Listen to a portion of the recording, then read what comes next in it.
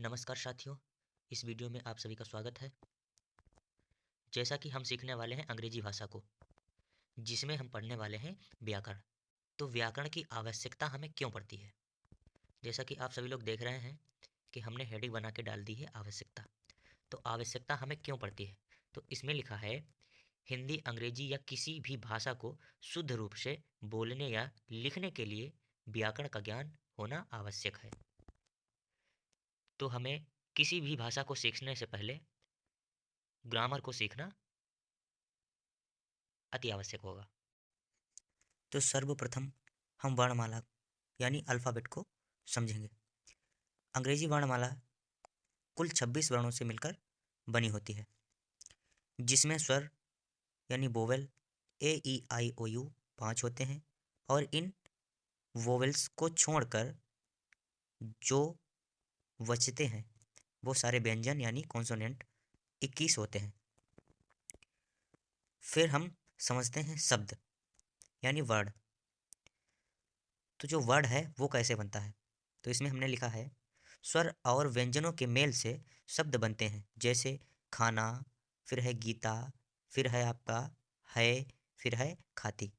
जैसा कि खाना शब्द में खा आपका व्यंजन है और ना आपका व्यंजन, आ आपका जो है वह है स्वर। तो इन वर्णों से मिलकर खाना शब्द बना है। फिर है गीता, तो गीता में गा और ता आपके व्यंजन हो गए और फिर ई और आ इसमें स्वर हो गए। तो स्वर और व्यंजन के मेल से शब्द बनता है। फिर हम समझते हैं वाक्य को, कि वाक्य यानी सेंटेंस कैसे बनता है। तो इसमें लिखा है शब्दों के सही प्रयोग से ही वाक्यों का निर्माण होता है। जैसे गीता खाना खाती है, ये वाक्य बना। तो कैसे बना? जैसे ऊपर हमने लिखा खाना, गीता है, खाती। ऊपर ये जो शब्द लिखे थे ये क्रम से नहीं लिखे थे, इनका प्रयोग सही से नहीं हुआ, लेकिन यहाँ पर इन्हीं शब्दों का प्रयोग हमने सही ढंग से किया तो हमारा एक वाक्य बनकर तैयार हो गया। तो इन्हीं वाक्यों की सहायता से अंग्रेजी बनी हुई होती है।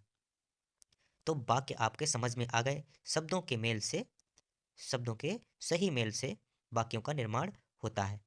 तो सबसे पहले हमें शब्द समझना होगा कि अंग्रेजी भाषा में शब्द कितने होते हैं। तो हम आपको बता दें, अंग्रेजी भाषा में कुल 8 प्रकार के शब्द होते हैं, जिन्हें हम पार्ट ऑफ स्पीच कहते हैं, यानी कि शब्दों के भेद कहा जाता है, जो कुछ इस प्रकार हैं। जैसे noun, pronoun, adjective, verb, adverb, preposition, conjunction, interjection. तो ये हमारे 8 शब्द हैं।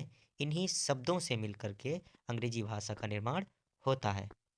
जैसा कि इन्हीं पार्ट ऑफ स्पीच को अगर हम मौखिक तरीके से समझें तो हम आपको बता दें कि नाउन उसे कहते हैं जो किसी का नाम बताता हो। जैसे किसी स्थान का नाम हो, चाहे किसी वस्तु का नाम हो, चाहे किसी जीव का नाम हो, तो नाम को ही क्या कहते हैं? हम नाउन यानी संज्ञा कहते हैं। इसी प्रकार से आता है प्रोनाउन। प्रोनाउन उसे कहते हैं जो नाउन के स्थान पर प्रयोग किया जाता है। जैसे सी, ही आदि आदि। ठीक है, सी उसमें लगाते हैं जब कोई स्त्री होती है, और ही उसके लिए लगाते हैं जब कोई पुरुष होता है यानी पुल्लिंग होता है। जैसा कि वह अपने घर जाता है, तो वह कोई पुरुष ही तो होगा, इस प्रकार से। फिर हम आते हैं एडजेक्टिव पर। तो एडजेक्टिव यानी विशेषण, तो विशेषण को हम विशेषता भी कहते हैं। तो एडजेक्टिव वह शब्द है जो किसी की विशेषता बताता हो। जैसे गरिमा एक काला पेन रखती है, तो गरिमा पेन तो रखती है लेकिन कैसा पेन रखती है? काला। तो काला उसकी क्या हो गई? पेन की विशेषता हो गई।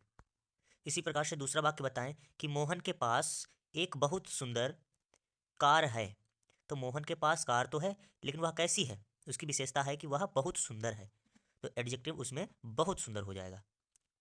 फिर आता है वर्ब। वर्ब कहते हैं क्रिया को। क्रिया जैसे खाना, पीना, सोना, बैठना, उठना, जागना। ठीक है। फिर आता है एडवर्ब। तो एडवर्ब कहते हैं जो क्रिया की विशेषता बताता हो। जैसे कि हम फेंक रहे हैं वॉल को, तो वॉल कैसे फेंक रहे हैं? धीरे फेंक रहे हैं, या जोर से फेंक रहे हैं, या बहुत जोर से फेंक रहे हैं, तो ये हमारी क्या हो जाएंगी? एडवर्ब हो जाएंगी। फिर हम आते हैं प्रीपोजिशन। प्रीपोजिशन उसे कहते हैं जो नाउन या प्रोनाउन के पहले प्रयोग होता है, जिससे यह प्रकट होता है कि प्रीपोजिशन से पहले जो नाउन या प्रोनाउन दी हुई है उसका संबंध किसी अन्य वस्तु से है या नहीं। जैसे प्रीपोजिशन में हम बात करें आपसे तो ऑन यानी मैं, तो प्रीपोजिशन कौन कौन सी होती हैं, जैसे इन, इनटू, विद, अपॉन आदि, ये सभी क्या होती हैं, प्रीपोजिशंस होती हैं। फिर हम आते हैं कंजक्शन पर। तो कंजक्शन यानी कि संयोजक। तो संयोजक शब्द हम उन्हें कहते हैं जो दो वाक्यों को आपस में जोड़ने का काम करते हैं। जैसे जैसे सोहन बाजार नहीं जा सका क्योंकि उसके पास बाइक नहीं थी। तो इस सेंटेंस के बीच में एक शब्द आता है क्योंकि, जो कि हमारा संयोजक कॉन्जक्शन है। इसके अलावा एंड आता है जिसे हम हिंदी में और कहते हैं। जैसे सोहन ने चावल खाए और उसकी मौसी ने खीर खाई। तो ये दो वाक्य हैं, तो इसके बीच में और आया, तो और लगने से यह एक वाक्य बन जाता है। तो इस प्रकार से कंजक्शन का प्रयोग होता है। इसके अलावा आप देख पा रहे हैं कि लिखा है इंटरजेक्शन। तो इंटरजेक्शन यानी विस्मयादि बोधक। तो विस्मयादि बोधक तो विस्मयादि बोधक वह शब्द होता है जो हृदय में एकदम से होने वाली भावनाओं को प्रकट करे। जैसे दुख, प्रसन्नता, आश्चर्य, भय, घृणा आदि सभी शब्द विस्मयादिबोधक शब्द होते हैं। तो अगर आप सभी ने पहले से पढ़ा होगा तो आप सबके सही ढंग से समझ में आ गया होगा। इसके अलावा हम इसे अगली वीडियो में बहुत ही विस्तार से समझेंगे इन 8 शब्दों को। इसके अलावा हम एक एग्जाम्पल आपको दिखाते हैं जिसमें एक सेंटेंस दिया है, अरे श्याम ने राधा को लाल सेब दिया और उसने सेब जल्दी से मेज पर रख दिया। तो हमने इसमें संज्ञा, सर्वनाम, संयोजक, विस्मयादिबोधक, ये सभी शब्दों को हमने इसमें लिख रखा है। तो इस सेंटेंस में हमने 8 शब्दों को लिख रखा है। किस प्रकार, जैसे यहाँ पर विस्मयादिबोधक चिन्ह लिखा है और लगा है अरे, अरे लिखा है, तो ये हमारा विस्मयादिबोधक हो गया जो हमें विस्मित करता है किसी न किसी बात को लेकर। फिर आगे लिखा है श्याम ने राधा को लाल सेब दिया और उसने सेब जल्दी से मेज पर रख दिया। तो इसमें संज्ञा यानी नाम कितने हैं, श्याम संज्ञा है, सेब संज्ञा है, मेज संज्ञा है। फिर विशेषण क्या है इसमें, विशेषण यानी एडजेक्टिव। तो विशेषण आप देख पा रहे हैं लाल। जैसे यहाँ पर वस्तु दी गई है सेब, तो सेब की विशेषता क्या है, वह खट्टा है, वह मीठा है, वह लाल है, वह हरा है, कैसा है, तो इसमें लाल दिया गया है। तो इसमें जो लाल दिया गया है यह सेब की विशेषता हो गई। फिर आते हैं क्रिया।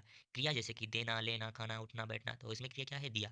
फिर आते हैं और उसने, तो और यहाँ पर संयोजक हो जाएगा जो कि इन दोनों वाक्यों को आपस में जोड़ने का कार्य करता है। फिर उसके बाद में आते हैं सर्वनाम। सर्वनाम जो नाम के स्थान पर प्रयोग किया जाता है। तो ऊपर वाले सेंटेंस में श्याम था लेकिन यहाँ पर उसने है, तो उसने यह राधा के लिए प्रयोग किया गया है, तो यह हमारा सर्वनाम हो जाएगा। फिर शेप तो हमने आपको बताया ही है कि संज्ञा।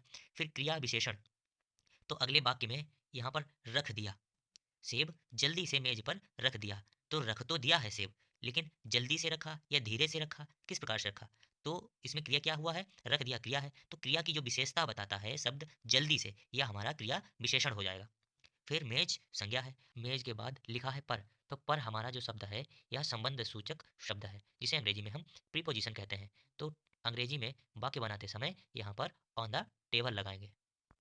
जैसा कि आप देख पा रहे हैं कि हमने अंग्रेजी में ट्रांसलेट कर दिया है, जो कि लिखा है oh Shyam gave a red apple to Radha and she quickly put the apple on the table. तो आप इसमें वो 8 शब्द अपने हिसाब से ढूंढ सकते हैं। जैसे कि ओह की बात करें तो ओह को हिंदी में क्या कहते हैं, अरे कहते हैं, तो ये हमारा विस्मयादिबोधक हो जाएगा। श्याम संज्ञा है, नाउन है, तो ये नाउन ही रहेगा। फिर यहाँ पर गेव लिखा है, गेव जो कि सेकेंड फॉर्म है क्योंकि पहला हमारा जो सेंटेंस है ये पास्ट इंडेफिनिट का है। तो पास्ट इंडेफिनिट में हम साधारण वाक्यों में सहायक क्रिया का प्रयोग ना करके मुख्य क्रिया की सेकेंड फॉर्म का प्रयोग करते हैं। फिर लिखा है ए रेड एप्पल यानी कि एक लाल सेब। तो लाल इसमें क्या हो जाएगा, इसमें लाल आपका विशेषण हो जाएगा, एप्पल माने सेब हो जाएगा इसका। फिर टू राधा यानी कि राधा को दिया, किसको दिया, राधा को, टू राधा। फिर एंड यानी और, तो एंड हमारा ये संयोजक शब्द हो जाएगा। फिर सर्वनाम राधा के लिए प्रयोग किया गया है तो शी लगाएंगे, और किसी लड़के के लिए प्रयोग किया जाता तो हम ही लगाते, she quickly put the apple on the table. ठीक है, तो इस प्रकार से ये हमारे वाक्य बने होते हैं शब्दों के सहयोग से, जो कि 8 शब्द हैं। आशा करते हैं कि आप सभी को अच्छे तरीके से समझ में आया होगा। अगर कहीं पर कुछ गलत हो गया हो तो कमेंट में ज़रूर बता दें। धन्यवाद।